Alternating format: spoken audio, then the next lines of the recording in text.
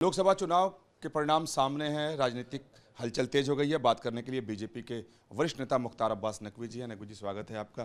परिणाम सामने है, बीजेपी को ऐसी उम्मीद नहीं थी। ऐसा लगता है कि जो परिणाम है उस पर किसी न किसी को जिम्मेदारी पार्टी में लेनी चाहिए। पहली बात, एक बात आपको समझना होगा, 2014 में नरेंद्र मोदी जी के नेतृत्व में चुनाव हुआ। बीजेपी ने अकेले 283-84 सीटें जीती, लेकिन हमने गठबंधन को लेकर के सरकार चलाई। कोई अहंकार नहीं, कोई एरोगेंस नहीं। इसी तरह से 2019 में भी बीजेपी को 304, नरेंद्र मोदी जी के नेतृत्व में 304-305 सीटें मिल जाती हैं। तब भी हमने अपने सहयोगियों को लेकर के सरकार चलाई। तो जो गठबंधन की सरकार के मामले में नरेंद्र मोदी जी जांचे परखे खरे नेतृत्व के रूप में स्थापित हैं, और उनके नेतृत्व में स्टेबिलिटी के साथ, पूरी कैपेबिलिटी के साथ ये सरकार अपने सुशासन के सफ़र को आगे बढ़ाएगी। ममता बनर्जी हों या उद्धव ठाकरे गुट के नेता हों या कांग्रेस हो, कह रहे हैं कि मोदी की करारी हार है, वो नैतिक जिम्मेदारी लेते हैं, मोदी जी को इस्तीफा दे देना। देखो, इसमें कोई बुराई नहीं है।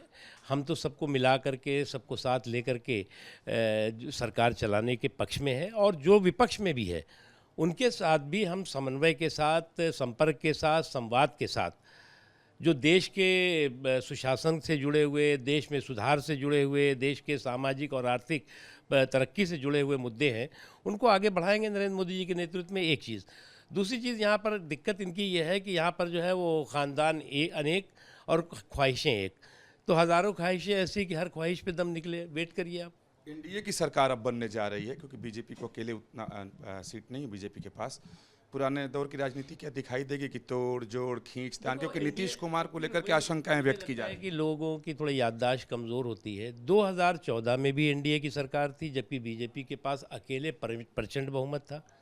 2019 में भी एनडीए की ही सरकार थी, जब बीजेपी के पास प्रचंड बहुमत है।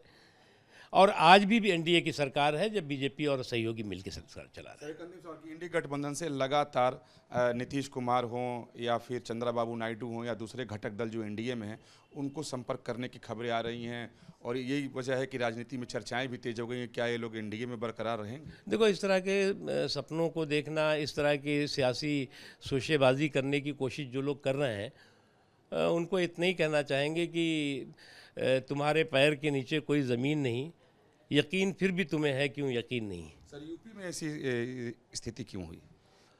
अब ऐसा है कि अगर हम आपको अभी बताने लगें चुनाव का पूरा रिजल्ट आने से के 2 घंटे के बाद, तो आप कहेंगे आपसे बड़ा बेवकूफ़ कोई नहीं। अरे भाई, इसका आकलन फिर पार्टी करेगी कि कहाँ पर कमी हुई, कहीं पे हम ज़्यादा जीते हैं। हम उड़ीसा में हमारी प्रचंड बहुमत प्रचंड से जीते हैं। हम आंध्रा में हम सरकार हमारे सहयोगी के साथ बना रहे हैं। कई जगहों पे हमारे अच्छे प्रदर्शन हुए, कई जहाँ पर जितनी अपेक्षा थी नहीं हुई। ये तो चुनाव है। चलिए, बहुत धन्यवाद बात करने के न्यूज नेशन से। वीडियो जर्नलिस्ट विकास राय के साथ विकास चंद्र, न्यूज नेशन, दिल्ली।